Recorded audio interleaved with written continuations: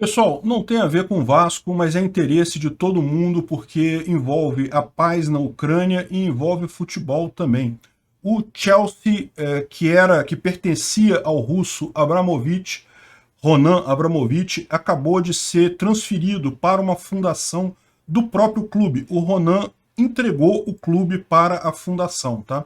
Bom, tem gente colocando isso daqui como sendo apenas uma manobra contábil, uma forma de esconder o verdadeiro dono, que continuaria sendo o Abramovich, e existe sim essa possibilidade, mas isso ainda é uma coisa positiva. Por que isso? Isso mostra um interesse do Abramovich de poupar o clube, né? Com a invasão recente da Ucrânia pela Rússia, o que aconteceu? Existem várias medidas de retaliação sendo propostas contra a Rússia, inclusive contra cidadãos russos.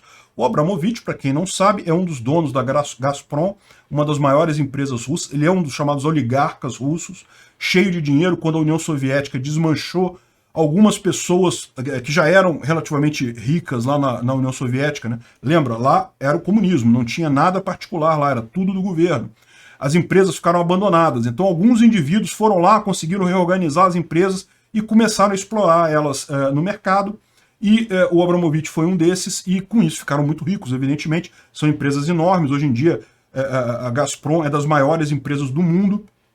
Então, no final das contas, esse é um problema. Por quê? Porque, como eu falei, a Inglaterra está fazendo uma série de bloqueios de bens de russos, e como ele é uma dessas pessoas visadas, é um dos caras importantes lá na Rússia, havia o risco da Inglaterra simplesmente bloquear totalmente as contas do Chelsea, o que seria terrível para o clube.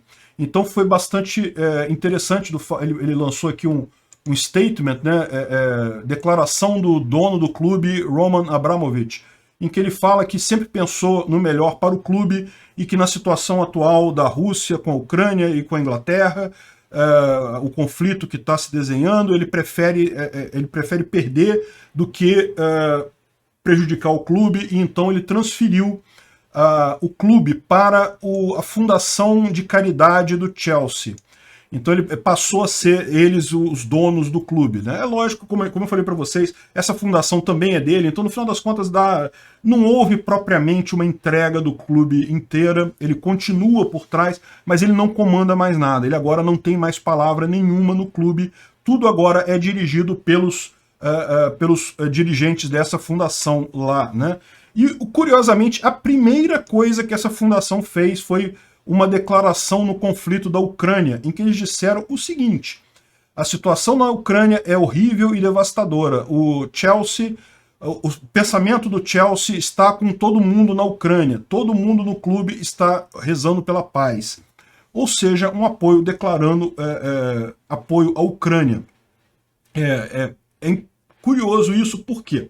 Porque se o Roman Abramovich realmente entregou o comando para outras pessoas, é muito natural esse tipo de declaração. Ninguém tem dúvida que a Rússia é a agressora e a Ucrânia é quem está sofrendo a agressão. Ninguém tem dúvida disso. Agora, o mais curioso ainda é se ele realmente continua dono do Chelsea. Por quê? Porque nesse caso a gente tem um oligarca russo, um dos grandes oligarcas russos, claramente contrário à ideia do Putin. Onde é que vai chegar isso aí, eu não sei.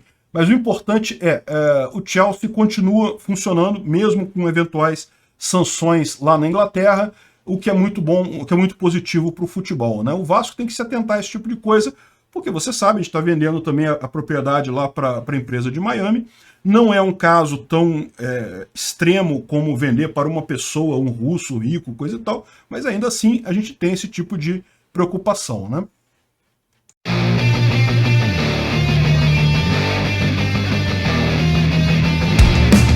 Se chegou até aqui e gostou do conteúdo, clique no like e se inscreva no canal.